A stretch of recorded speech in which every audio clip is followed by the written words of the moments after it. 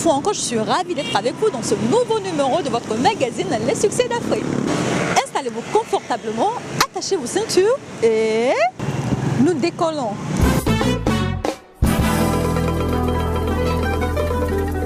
Comme nous vous l'annoncions, le mois d'août sera consacré à la célébration de la première anniversaire de l'émission Les Succès d'Afrique.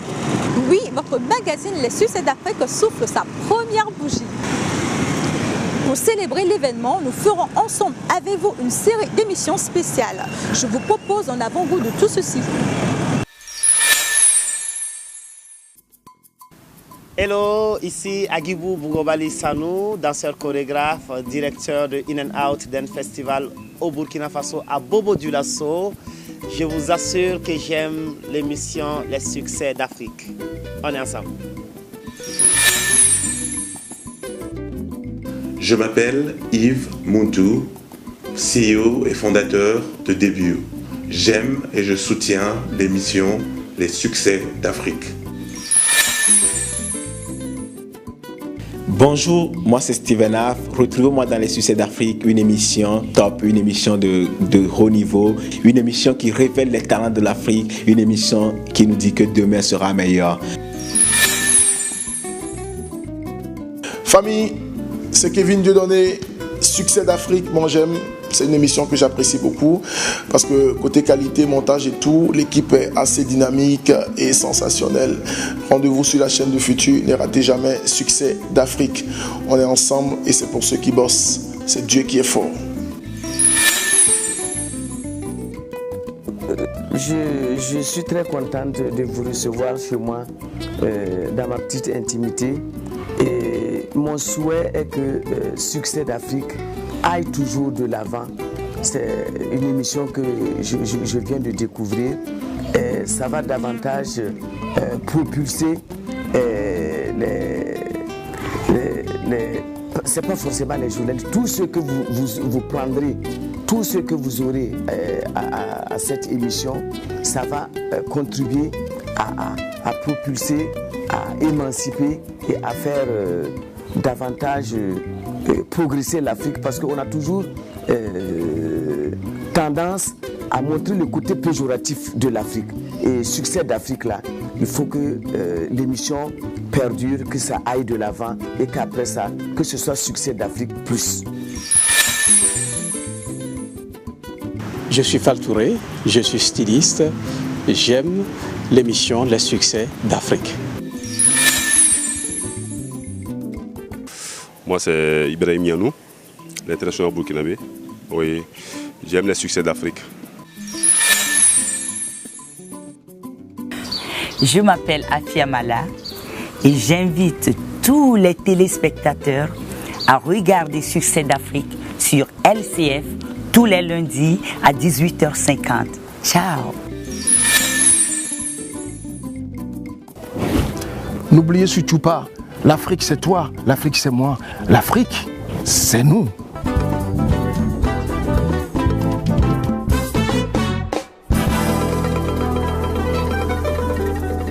L'homme n'est plus à présenter.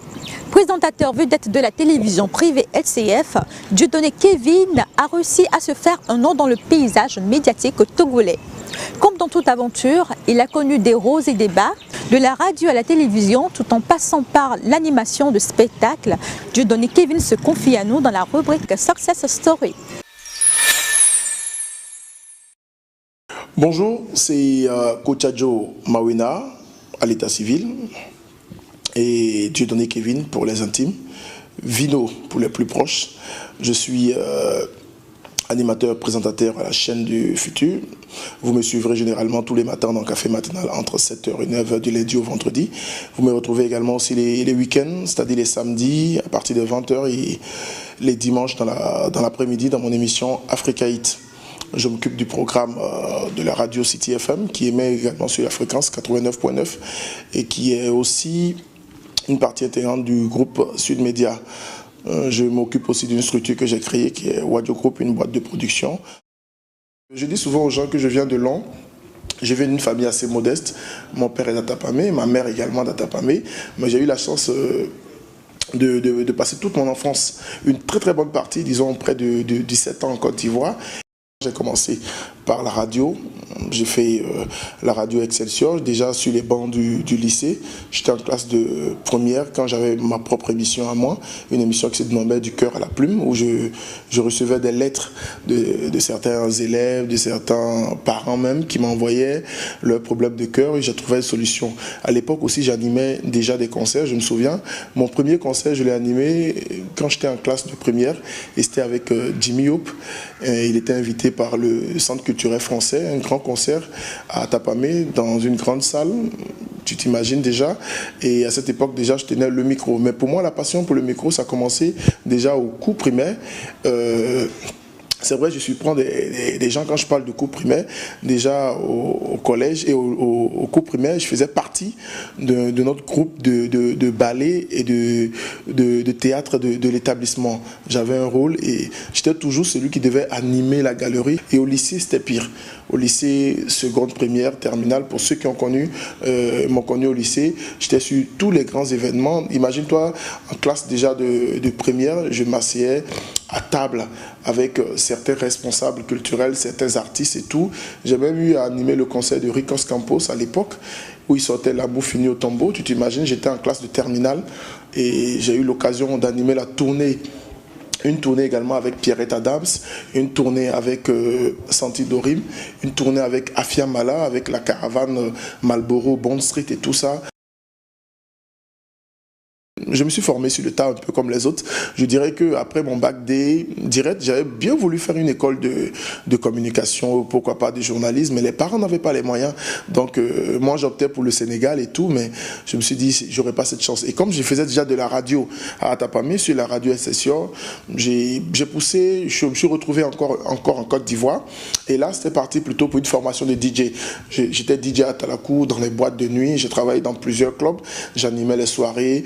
Je suis revenu à Lomé également, j'ai fait la même chose, j'ai travaillé dans plusieurs clubs à Lomé, j'ai fait une formation à Sonotech, j'ai eu la chance de travailler également aussi avec une grosse maison de production et de réalisation, et celle du frère de Jimmy Hope, Gilles Senaya. C'est aujourd'hui l'occasion pour moi de lui dire merci, parce que c'est là-bas que j'ai fait mes armes même, disons pour la télé, parce que je m'occupais un peu de la section pige, où je devais passer toute ma journée à regarder de la télé.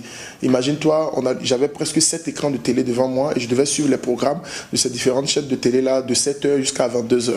Donc je passais mon temps à suivre des émissions de musique et tout, et attendez-vous bien, à l'époque déjà, je suivais beaucoup sur la TV7, il y a un animateur que je salue au passage, qui est maintenant du côté de Paris, Coolface. C'est quelqu'un qui moi m'inspirait au départ, hein. Je voyais ces gars animés et tout, je me disais, je peux faire encore mieux, le jour où je vais arriver à l'écran, je pense que je vais déchirer. Et c'est l'occasion de remercier le premier promoteur de cette chaîne de télévision. Je vais parler de son excellence Pascal Akousoulé-Lobodjona, que moi j'appelle toujours mon père spirituel, parce que c'est ce monsieur-là qui a eu foi en moi et qui m'a mis à la télé. Il ne m'a pas fait passer un concours, il ne m'a pas recruté parce que je suis du nord, je suis du sud, de l'est ou de l'ouest. Il avait juste besoin d'un technicien animateur qui pouvait gérer une radio à une époque où il était en train de créer, installer une structure pour permettre à la jeunesse de s'épanouir. Et là, je suis allé postuler comme tout le monde. Et il a vu en moi quand même quelqu'un qui, parce que je me souviens la première fois que je l'ai rencontré, il a demandé, j'étais même, je ne savais pas que même j'allais le rencontrer. Moi, je passais dans le quartier, on m'a dit, voici, voilà, et j'ai débarqué. Il m'a reçu, j'étais débraillé et tout. Il dit, mais il paraît que tu as fait de la radio. Je dis, oui, j'ai fait de la radio par le passé. Je suis technicien, je fais ça. Il dit, bon, est-ce que tu peux essayer? Il m'a mis à l'épreuve, j'ai fait ça. Il a dit, bon, c'est bon, viens dans la semaine, on va reparler. Et pour la télé, ça a été le même cas. Le jour où Olomide est venu le rencontrer, qu'ils veulent bien sûr, le promoteur du concert de Olomide qui doit faire une interview à Olomide pour faire un peu la promotion de l'événement, il dit, mais en ce moment, on n'a pas encore démarré le programme de la télé, mais je pense que j'ai quelqu'un en bas qui peut faire l'interview à Olomide. Je l'ai écouté plusieurs fois. Et là, il m'a appelé, il m'a dit, il dit, Olomide doit passer à la télé, je veux que tu essaies de voir avec les autres, Pacha, Syriac et tout, et avec les collègues, dans quelle mesure vous pourrez recevoir Olomide. Je dis, mais papa, j'ai jamais fait de la télé. Il dit, je le sais, mais quand je t'entends et que je vois comment est-ce que tu peux faire de la télé. Et c'est cette confiance qui m'a donné, qui a fait que je suis monté au créneau. Tu t'imagines que je me retrouve pour ma première émission, mon première interview, et c'est sur la télé en direct et tout, et qui est devant moi le grand Mopao, quelqu'un pour qui je voyais une admiration pas possible, quelqu'un que j'admire, j'appréciais tellement, un fan, un homme qui remplissait les stades et peu partout. On te dit que c'est toi qui dois le recevoir. je suis directement allé sur le net, j'ai commencé à chercher un peu des trucs sur lui. J'ai préparé quelques 3, 4, 5 questions.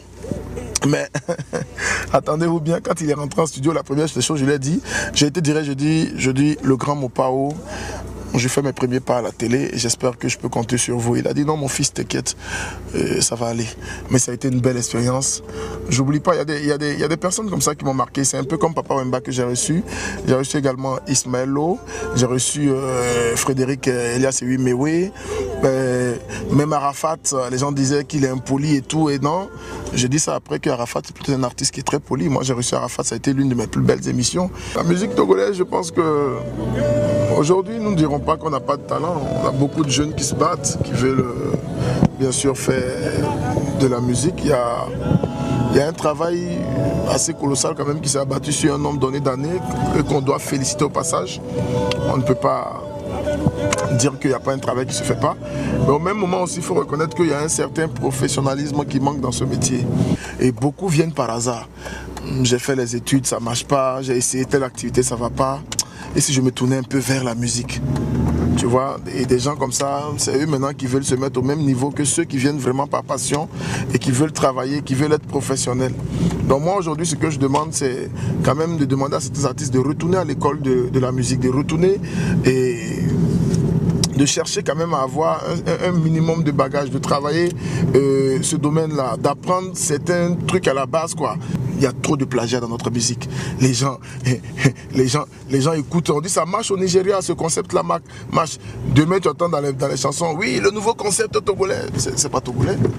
Tu as copié un truc au Nigeria, tu as copié un truc au Ghana, parce que ça marche, c'est fini.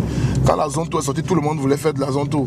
Quand Shadow Chris a lancé son nouveau concept avec le beat, c'est devenu comme ça. Tous nos beatmakers, comme beaucoup, la plupart ont commencé à copier. Essayons de trouver un truc original à nous propres. Moi, j'ai monté une boîte de communication que j'appelle Wadjo Group. Et Wadjo, c'est à l'origine, c'est dans ma ville natale, à Tapamé, où il y avait une boîte de nuit qui m'a marqué mon enfance. Une boîte où quand on était au lycée, on organisait déjà des soirées et tout. Cette boîte s'appelait Wadjo, donc qui veut dire en effet, viens danser.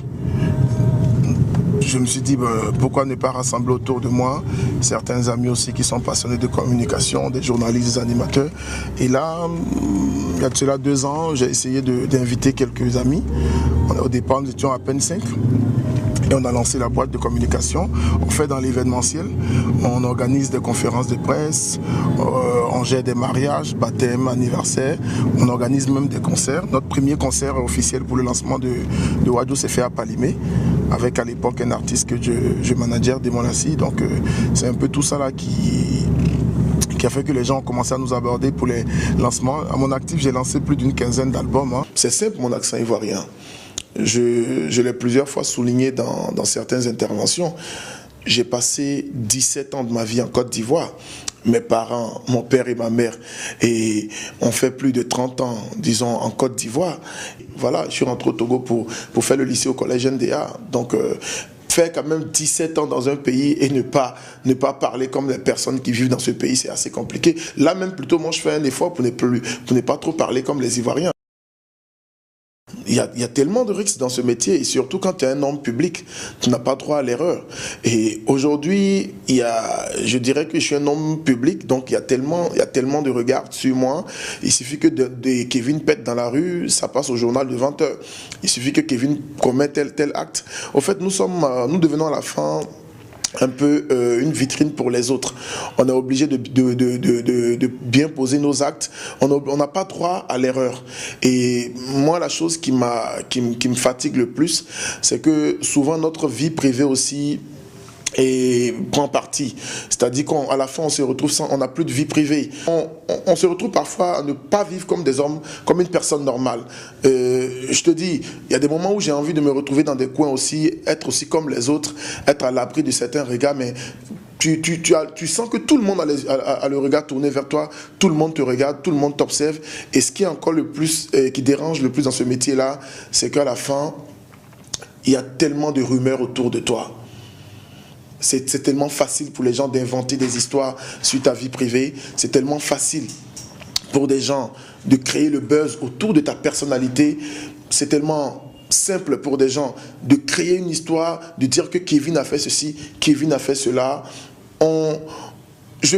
pour résumer, c'est-à-dire on n'a plus de vie privée. Voilà ce qui dérange le plus.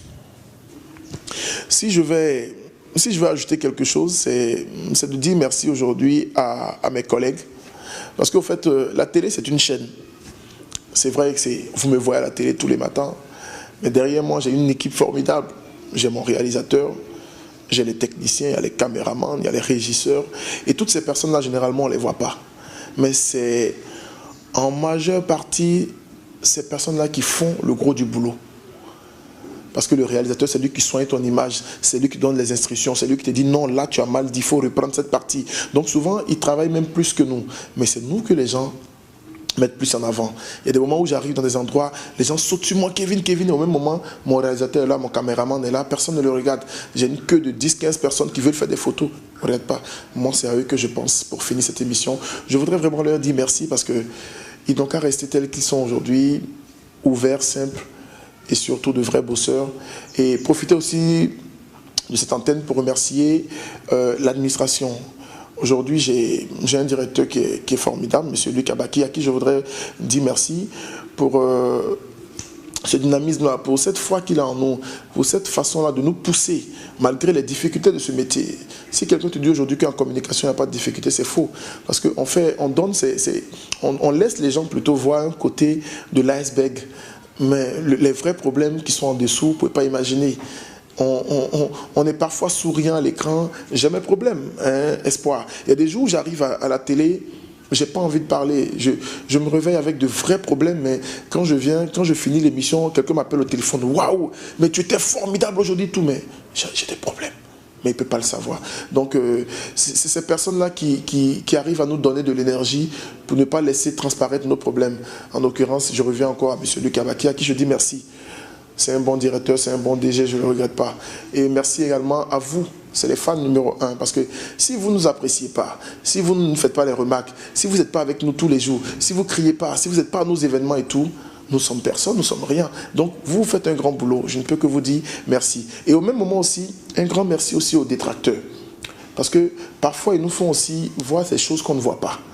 Ces personnes-là qui sont dans les coulisses, toujours à activer le mauvais côté des choses, à toujours vouloir du mal, à tirer sur nous, à créer du buzz, à faire des histoires, à inventer des histoires. Non, vous nous faites du bien aussi quelque part parce que vous nous ouvrez des yeux, vous nous rappelez que nous sommes dans la jungle et que dans la jungle, c'est la loi du plus fort et que parfois on doit bosser pour s'imposer. Moi, je vous dis merci. Voici pour vous les rendez-vous à ne pas manquer sur le continent africain. C'est tout de suite dans la rubrique Agenda. L'ambiance n'est pas celle des fêtes foraines propres au CTF. Et pourtant, nous sommes à la foire Made in Togo, le premier rendez-vous annuel des opérateurs économiques togolais. Ici, sont présentés les différents produits manufacturés au Togo. Des boissons aux légumes en passant par épices, le secteur agroalimentaire est fortement représenté. La foire est une initiative très excellente. Pourquoi? Parce qu'elle permet à la population togolaise d'avoir accès aux différents produits qui se font chez elle, bien chez nous ici au Togo. D'habitude, nous consommons les confitures qui viennent de l'étranger sans savoir qu'au Togo ici, on produit d'excellentes confitures, de la tomate et pourquoi pas le sirop. Nous consommons tous ces produits de l'extérieur sans savoir que nous en produisons aussi chez nous ici. Au milieu de la foire, les installations de Logou LCT, promotrice des machines Fufumix et Pacmis, accueillent les visiteurs. Même le Logou Tract, le dernier né de la société, y était. Malgré le peu d'engouement autour de l'événement, les exposants ne s'empêchent pas de faire la promotion de leurs produits et services aux rares passants. La particularité de nos produits, les produits Joker, c'est que ces produits sont faits au Togo. Tout est cousu à Lomé et c'est juste les tissus que nous importons. Nous avons des fournisseurs qui nous envoient les tissus de t-shirts et nous faisons la couture nous-mêmes. Ensuite, nous faisons le mélange avec les pagnes. Nous faisons le mélange avec les pagnes et nous avons des designs, différents types de designs. Vous verrez vous-même que les produits portent nos marques et les marques sont faites par nous-mêmes. Nous faisons nous-mêmes nos marques, nous faisons nous-mêmes nos logos et les pagnes nous les achetons, les tissus nous les achetons nous-mêmes. Démarrée le 22 juillet, la première édition de la foire Made in Togo s'achève le 2 août 2016 dans la capitale togolaise.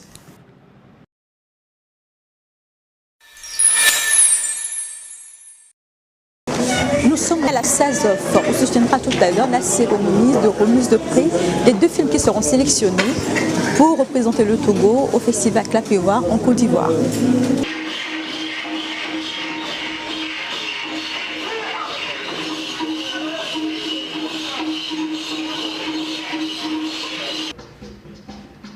Il était très souvent accompagné de filles. D'ailleurs, lui n'était plus sourd. En 2014, les résultats du baccalauréat ont été proclamés. Je venais d'obtenir le baccalauréat.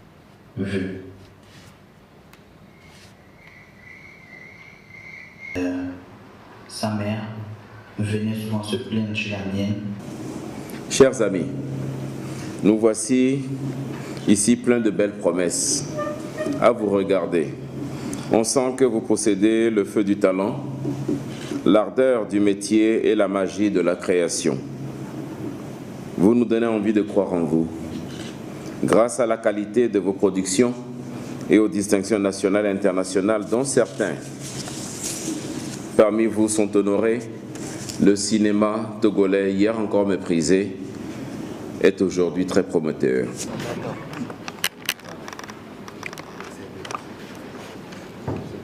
Alors ce film a totalisé 262,7 points sur un total de 300.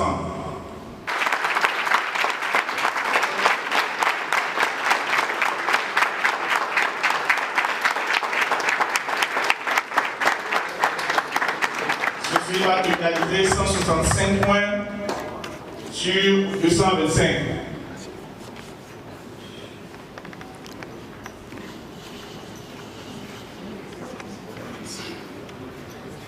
Je parlais tantôt de cette journée d'aujourd'hui comme étant un tournant pour le cinéma togolais. Bien sûr, certains d'entre vous ont été sélectionnés pour nous représenter en Côte d'Ivoire. Nous faisons confiance au choix du jury et plus encore aux lauréats pour nous représenter dignement. Quant à vous autres, sachez que le meilleur est devant. Clap-Ivoire est une étape, mais vos talents doivent vous porter plus loin. Je vous souhaite de connaître des carrières prodigieuses de stature internationale.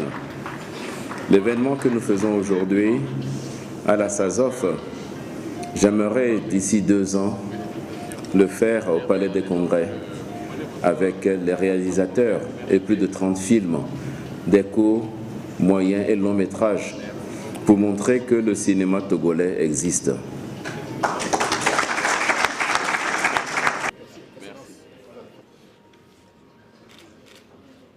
Et même si par la géographie et par la taille, notre pays peut paraître modeste, montrer sa grandeur au monde à travers vos films, fiction, documentaires, courts, moyens ou longs métrages. Dites au monde quel merveilleux peuple nous sommes. Racontez notre histoire, racontez nos vies, racontez nos espérances, mais surtout notre détermination à bâtir une nation togolaise solide, belle et capable de contribuer en Afrique et dans le monde à améliorer l'humanité. Parlez s'il vous plaît des Togolais comme des êtres simples, humbles et rassurants, qui parviennent si souvent à se montrer extraordinaires. Ok, pour moi le festival Clap-Ivoire n'est juste qu'une étape à franchir et voir ce que je fais, genre jauger ma compétence. Donc c'est juste ce qui m'a poussé à passer la compétition. Voilà. Et quels sont tes sentiments maintenant suite à la sélection de ton film? Ok, franchement je ne vais pas le cacher, je suis vraiment heureux d'être sélectionné, mais de toutes les façons, avant de quitter à la maison, je me suis dit, bon voilà Justin, si on ne te sélectionne même pas, ce qui est sûr c'est un de tes frères qui sera sélectionné, un Togolais comme toi, donc voilà, je suis heureux quand même. Le film, Moi mon cher vivant, ça parle d'un jeune dénommé Adjo qui est un peu souffrant, genre c'est un encéphalopathe qui a été abandonné par ses parents. Et du coup, il s'est retrouvé à ses propres moyens afin de survivre. Voilà. Qu'est-ce qui t'a poussé à participer au festival? C'était d'abord de pouvoir, à l'étape actuelle, présenter un petit extrait du film Rumeur, parce que c'est un projet de long en cours aussi rencontré d'autres amis du côté de la Côte d'Ivoire parce que j'ai un tout petit peu l'expérience de ce festival. Il y a des amis à moi de la diaspora qui aimeraient aussi participer et on a convenu ensemble de pouvoir présenter les projets et aller nous amuser. Rumeur s'inscrit dans sous la thématique de la menace terroriste. Donc c'est l'histoire de jeunes dames qui veulent aller à un concert et qui hésitent. Donc suite à l'histoire qui leur rappelle constamment la fusillade dans laquelle les parents de l'une d'entre elles ont perdu la vie. Il faut dire que ce n'est pas un film moralisateur, nous on présente comme point de vue des personnes qui en offrent, qui vivent autrement le terrorisme.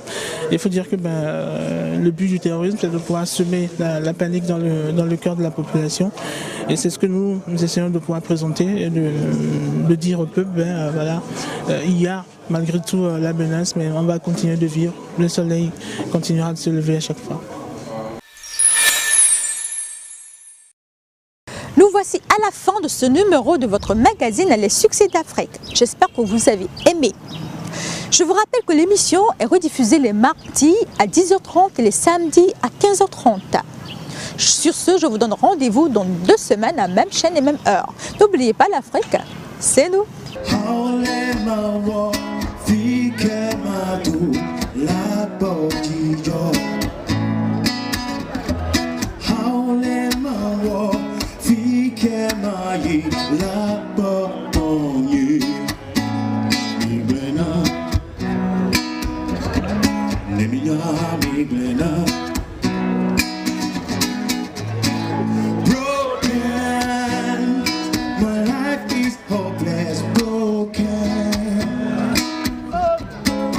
Yes, I'm broken.